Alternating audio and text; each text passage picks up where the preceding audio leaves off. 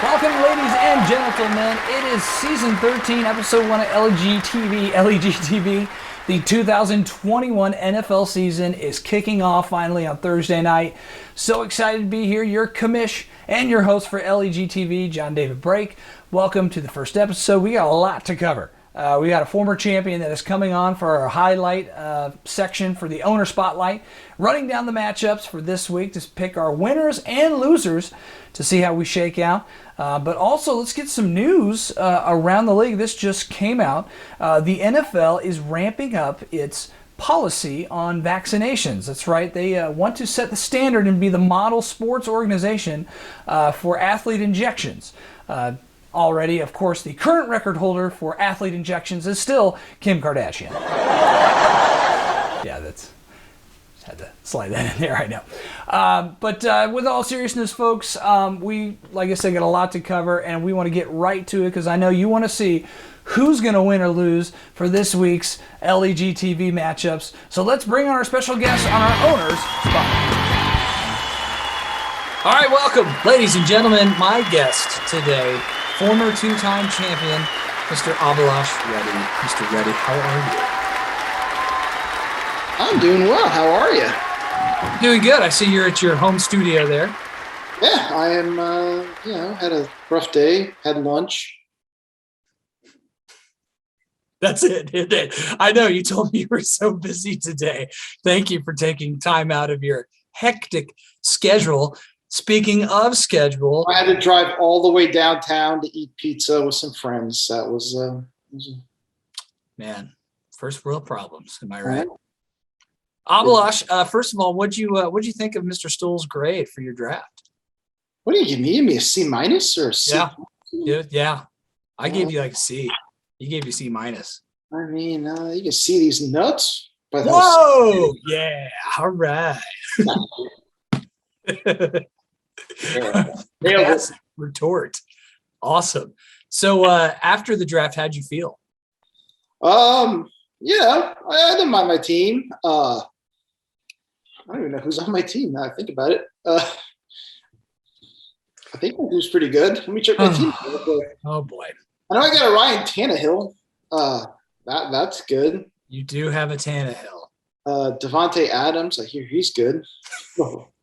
Well, we will get to your team. We will get to your team in due time, but I brought you on because clearly you're an expert in fantasy football, and I need your help running down week 1. This is the toughest week to call.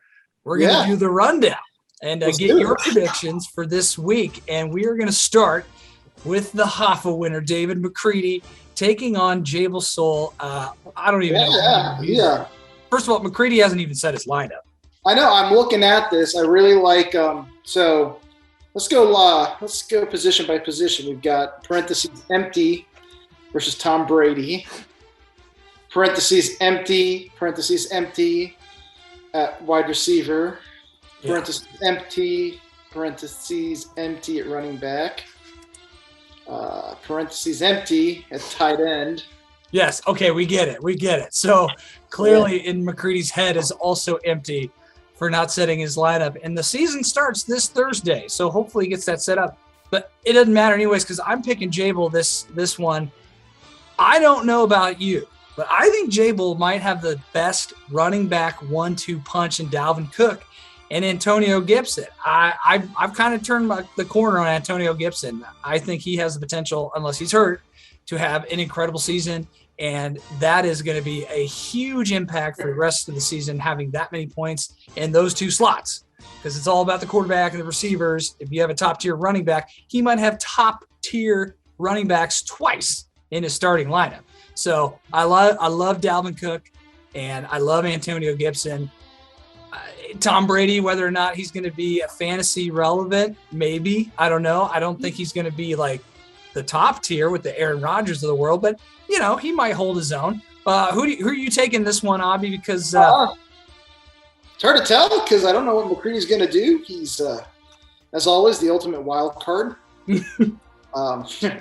Jabel's receiving core is a little thinner than I remember it. Higgins, we will see. I liked him at Clemson. He was good there. They could probably use him now. Thielen, listen, anytime Kirk Cousins is thrown to you, but he's no longer the number one. And Allen Robinson's got old Andy Dalton, which is basically ginger Kirk Cousins. So I don't know how I feel about the receiving core, but yeah, Cook and Gibson, that's a good 1-2 punch. And I like Matt Gesicki, so. Well, I'm taking Jabel. Who you taking? I'm guessing this is a consensus. Yeah, I will take Jabel, with the only caveat being when you've got Elliott and Mahomes, and Kittle, all three of those guys can go off. So if you get banner games from those three, that's enough to carry you to a victory. But, we'll see if McCready sets his lineup week 1. I agree. Well, what about another very even matchup, very close to call? Yahoo's got Allen versus Joe, beating him by 6 points, which is still razor thin. And these teams are pretty even. And for me, the wild card, the key to victory for Joe, because I think Joe's going to win, is if Dak Prescott goes off. What version of Dak Prescott is going to come back to the field? Because at every other position, it looks pretty even. Whether Nesson's got the strengths at the running back, but Joe's got the strengths of the wide receiver. The tight ends are pretty even because they, Noah Fant and Mark Andrews, they're not at the top, but they could have, big games. I'm taking Joe in a razor thin margin here because of the play of Dak Prescott on Thursday night against the Buccaneers. He's got a lot to prove. Who are you taking, Abby? First of all, it's the first time I've ever heard the words thin and Nesson used in any sort of paragraph together. So that's first. I'm going to go with Joe. I think Dak's I had Dak last year, at least 2 leagues. And through the first 5 weeks, he may have been the highest fantasy football scorer. And if he wasn't, he was definitely in the top 2 or 3. He was torching fools. That receiving core is loaded. That line's a little injured, I think, or Zach Martin's got COVID. Tyron Smith is coming back. So we'll see about that. But if Tampa Bay's got a good defense, but if they're hitting on offense, Prescott's gonna light it up again. Everything else is kind of a wash, and yeah, I think Matt Ryan's on the wrong side of 30, like the rest of us. So I turned 40 in October. You sure do.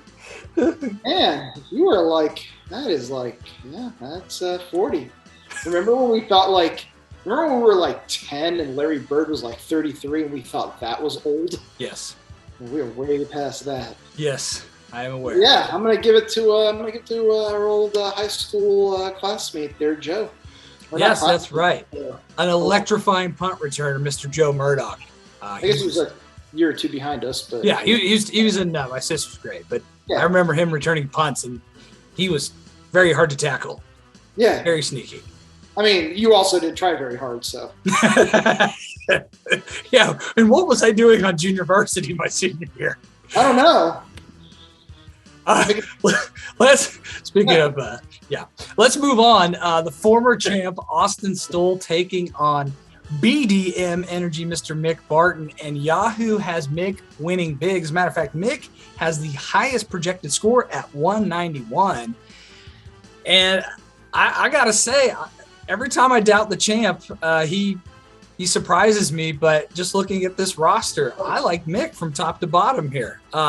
Scary Terry is going to be a huge impact fantasy-wise this year. Now he's got Ryan Fitzpatrick throwing to him. Scary Terry's going to put up points. And then Christian McCaffrey, of course, he's going to be healthy this year, the year after I draft him with that number 1 pick. Christian McCaffrey is back. He's going to put up at least 25 to 35 points every single game. So that's just like clockwork. And just the rest, the tight end is the only strength I give to Austin. So I'm taking Mick in this one. What do you think? I mean, Mick's got a good team. It makes you wonder how much better it would have been if he didn't waste a quarter of his slots on Jacksonville Jaguars that aren't even in his lineup right now. He is all in on the Jags, apparently. Good. There's a place, I think it's in Scotland, it's called Dumbarton. And I just assume it's a bunch of people who look like Mick walking around there. Because he's a Dumbarton. That's good to know. Yeah. Geography lesson. Dumbarton Island? Yeah. Because he's dumb. And he's Irish. Even though that place might be in Scotland. But whatever. The same thing. So, who do you got, Mick? Alcoholics, they're all the same. Mick or Austin? Who you got? I'm gonna go with Mick. I think Murray. Tennessee. I like Murray against that Tennessee defense. I think that'll be the difference. Matt Stafford and that Ram. I think maybe. The Rams will have a good offense too, but I'm gonna give the edge to Mick. I think it'll be closer than what Yahoo's predicted. Okay. I guess. So there's going to be a game, but you think the champ's going to go down? Yeah, but I'm not as confident as Yahoo. Now, I don't like Clyde Edwards-Helaire as much as Yahoo does. And Mick's got a real issue at tight end because Ingram might not play, and his backup tight end is something called a Blake Jarwin. A Jaguar. Shocking. Yeah, sure. I'd say so. Okay. Well, so those two, I think his running back 2 might underperform, and he doesn't have a tight end potentially. So that's what I would be concerned about, but I think it'll be Mick inching it out, like this much, by his dick's worth. Nice. Thank you for that that visual representation. Let's move on quickly. Now we're going to John Dahlgren versus Nick Shook, the Clock Gobblers, versus cool. Sons of Shane Falco. Real couple winners right here. Well, Dahlgren, he won the best grade in the draft, and he's projected to win 189 to 174, the biggest blowout projected this week. I think we might have a potential upset alert. That's right. Sound the siren. Upset alert. I want everyone to pay attention to this game because I think Shook's roster is sneaky good, even though he lost J.K. Dobbins. But I really think Sermon is going to have an instant impact in that 49ers backfield. And they're just going to run the ball like crazy. And Tyler Higbee there in L.A., now with Matt Stafford throwing him the ball, is going to get a lion's share of catches. Even with Bobby Woods and Cooper Kupp there, I like him.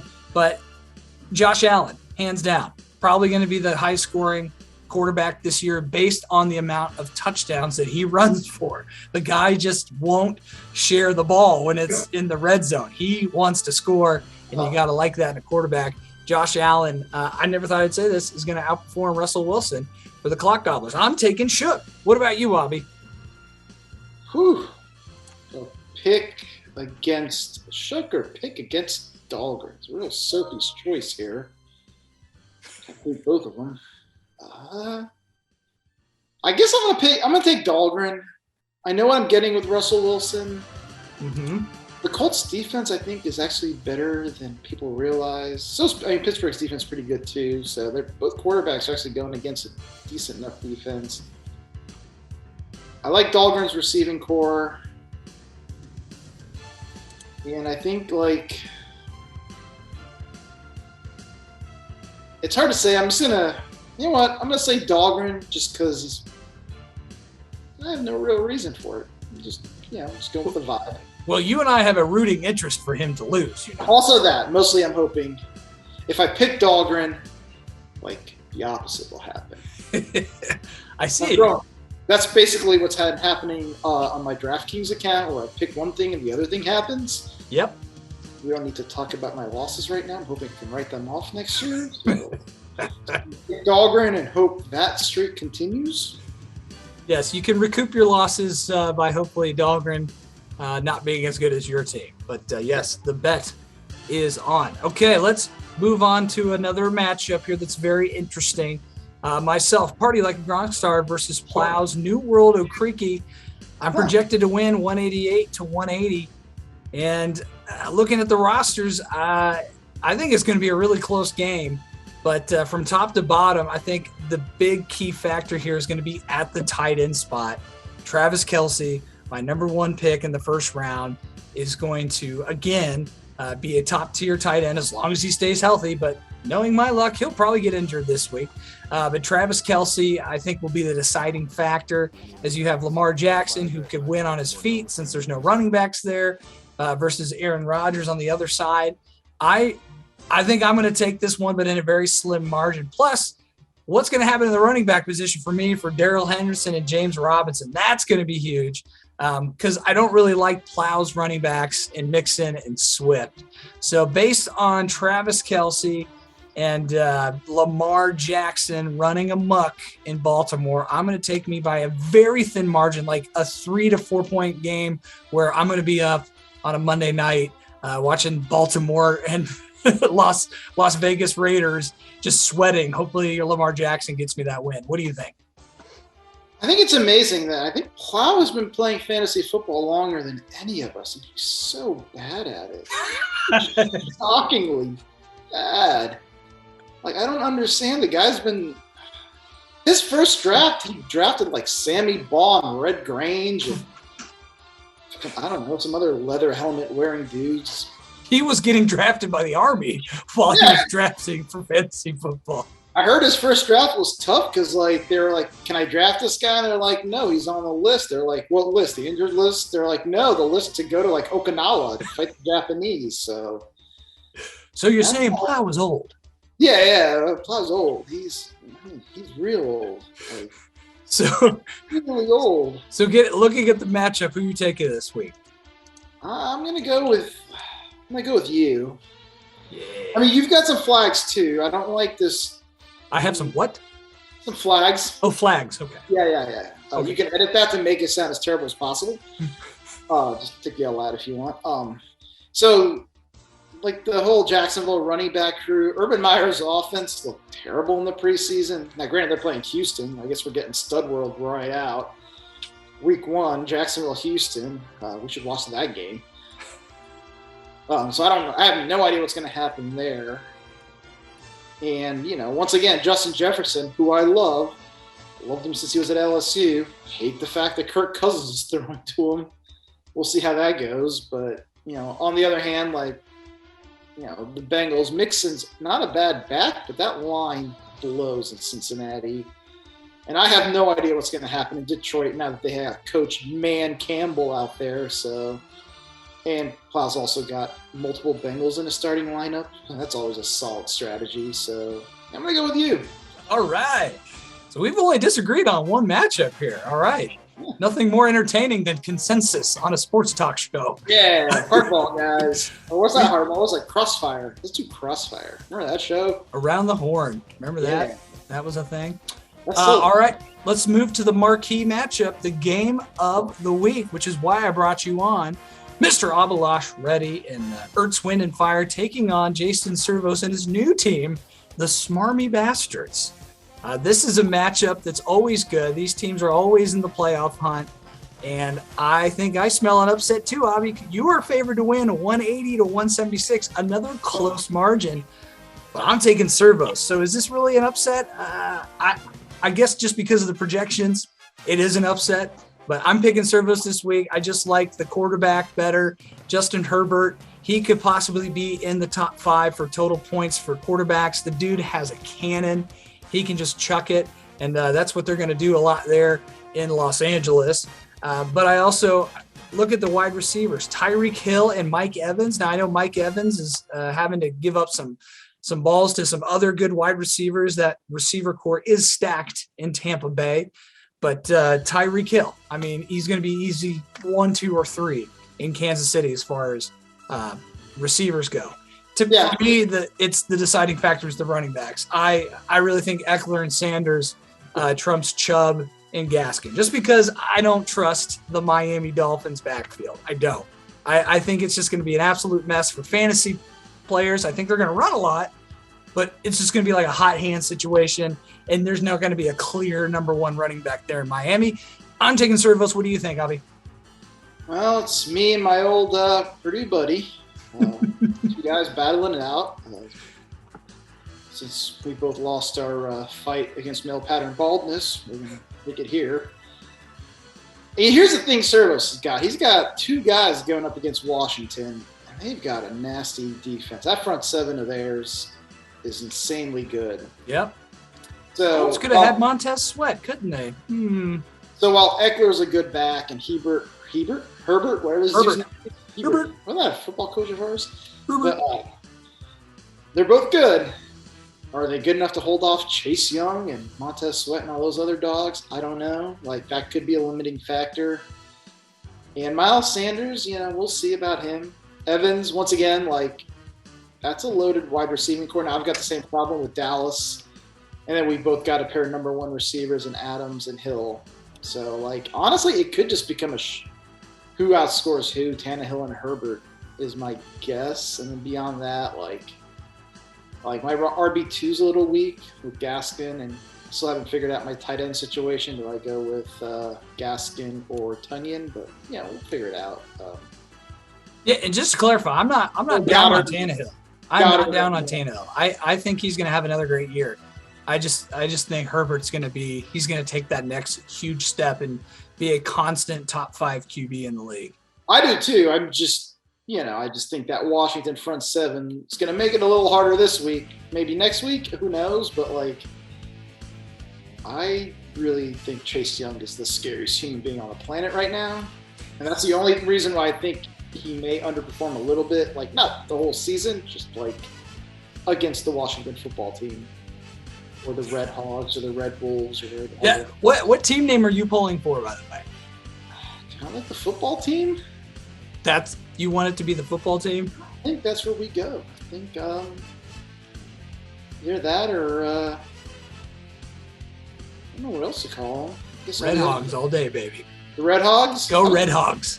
I mean, go with the Slam Hogs. I don't know why that's not being Slam Hogs. The Washington Slam Hogs. Is where I'm going to call them Slam Hogs anyways. I don't care what the team name is. There we go. I think, listen, always bet on yourself, so I'm going to bet on myself. I haven't figured out if I'm going to start Dallas Goedert or Robert Tunyon yet, so we'll see where we go in that direction. But other than that, another Sophie's choice. Yeah. So you're taking yourself to win. Yeah. Good. Okay, that's what I figure. All right, Abby, before I let you go, Nick, give me a wild prediction for fantasy football and a wild prediction for the NFL season. Who do you got in the Super Bowl? Who do you got in the championship for LEG? Go. Super Bowl, man. I think the Bills are going to do it. That's my wildest prediction is no more wide right or whatever Atwater, whatever that dude is that missed. I think the Bills pull it off. Scott Norwood? Norwood. That's it, not Atwood. That guy played safety for the Broncos. Norwood. I like the Bills. Who are they going to play in the Super Bowl? That's the crazy question. I think the NFC is going to be somebody like the 49ers. I think the 49ers I've been waiting my entire life for a Bills 49ers Super Bowl, and so is Chris Berman. So hopefully maybe I just think the NFC, it's so wide open. I don't quite trust the Packers. I mean, people say the Bucs, but we'll see. They're loaded, certainly.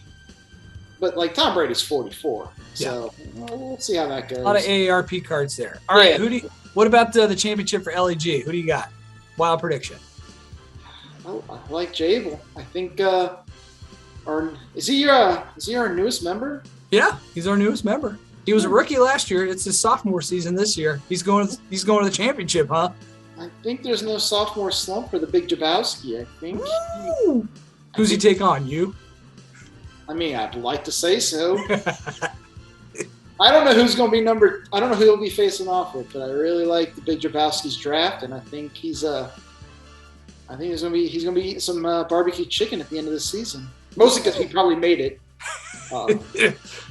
Yes, I will be there to enjoy that delicious barbecue pork. The ribs, man, the ribs were amazing. All of them. The mac and cheese, I could just bury me in it. Yeah. When I die, I want to be put in a tub of that and just sink it. Nothing. Well, thank you, Mr. Reddy, for coming on, being this week's guest for the rundown. Good luck to you this week. Do you have anything that you would like to say to the league before you go? Yeah, y'all can kiss my ass, every single one of you. Also, fuck off.